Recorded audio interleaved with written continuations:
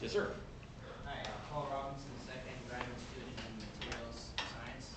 Excellent. Good choice. You mentioned in your talk here about sandboxing, about essentially putting collaborative effort behind a certain goal. And you also mentioned that there's a rise in biomedicine, not field. As part of your vision, how do you foresee mixing the two together? For instance, this campus has, as you mentioned, very strong engineering skills and also very strong medical facilities. How do you envision sort of merging the reality?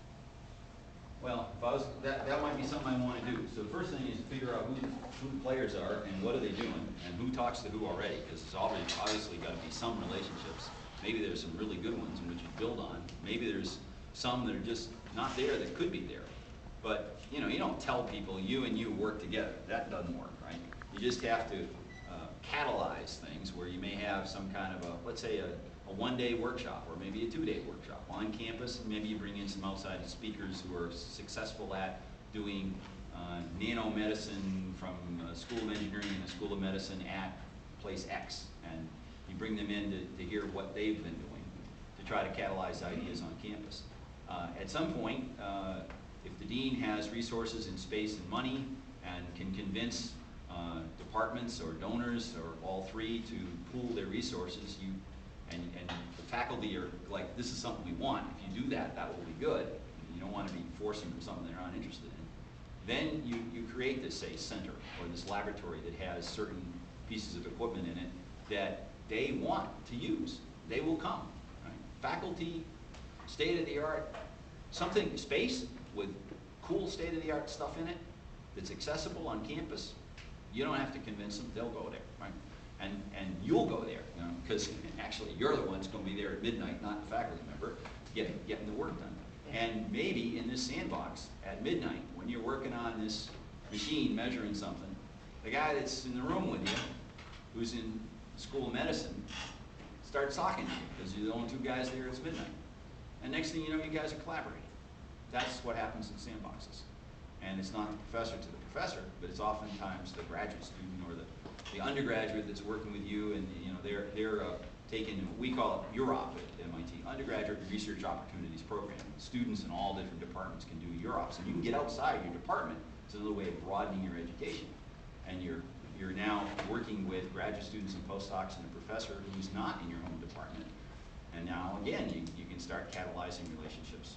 You know, if we all, what was the, Frank, you were using the word silo, right? You know, they're kind of, you all get sort of compartmentalized. That's not good. You got to break down boundaries, and one way to do it is if there's a really nice facility that you can do things that you can't do otherwise, you'll go there.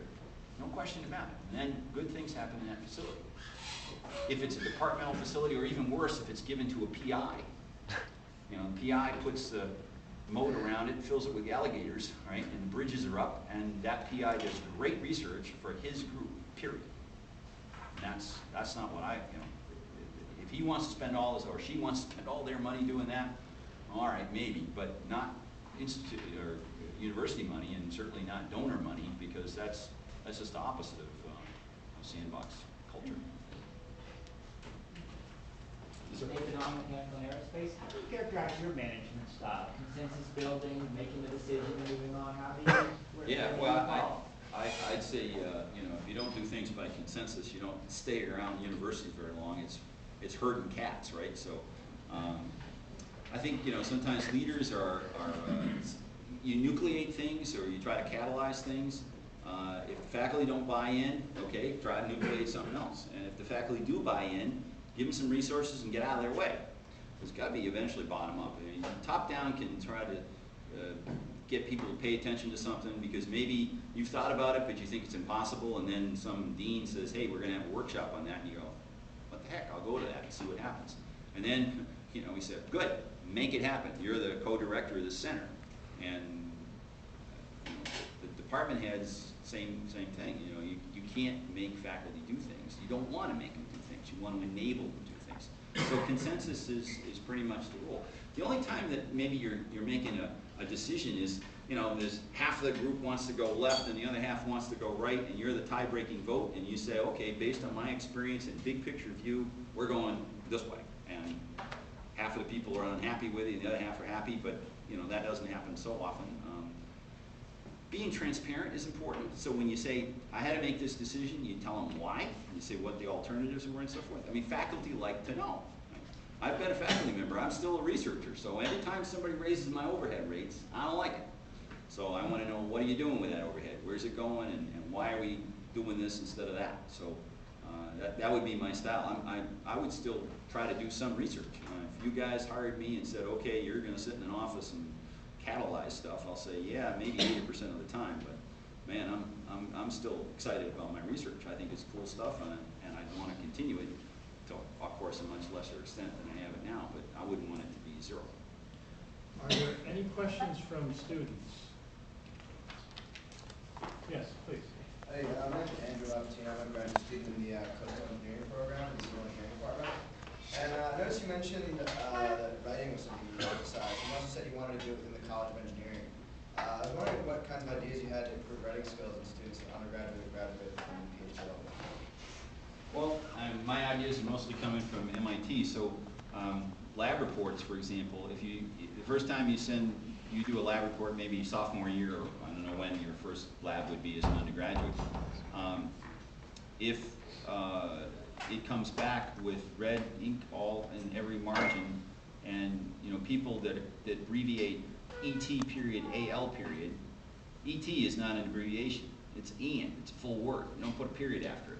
I mean, those are little things you have to memorize, right? And you know, engineers think, I don't have to worry about that. But it's unprofessional. People, you got spelling errors and syntax and you know, weather, W-E-A-T-H-E-R when you mean W-H-E-T-H-E-R. Big, you know, somebody says, well, this guy's not very educated for an engineer, you know, and all of a sudden you kind of denigrate the profession, right? So you have to pay attention to writing well and understanding it's crazy, it's not possessive, it's a contraction. I don't know what's wrong with English, but you know, we ought to, you know, engineer, we'd fix that problem, right? They're driving on the wrong side of the road with it's being not possessive. So you build it into the courses, and there are plenty. I mean, I bet you all the faculty in here have written many theses from foreign graduate students that have been rewritten, and you've done the same thing with papers, and even excellent domestic students can get better. So do some of it yourself, and then you can hire, there are people around in the community who you can hire to be instructors that will grade and not just grade, but you know, correct and sit down with people to improve their communication skills. And those guys don't have to be paid as full professors of English. That's bad use of full professor of English, but they could be people who are from the community or community colleges that are writing instructors. I mean, you want them to be good writers and masters of their communications trade. But you also need, because we're writing in technical stuff. I know I gotta stop. But if you're writing, you know, about thermodynamics of thermoelectrics and you know, figure of merit and so forth, somebody who's you know, a technical instructor of English is not familiar with figure of merit. What's that? What's figure of merit? Is that like Legion of Merit? What is it? Do you capitalize? So you need some technical people who are reading these things, because it isn't just English syntax. It's how do you say things technically. Oral presentation, the same thing. Immediate feedback. You know, talk about their. You know, some guy's playing with his ear, or he's flipping a pencil and so forth. Say, hey, don't ever do that again. Get on him.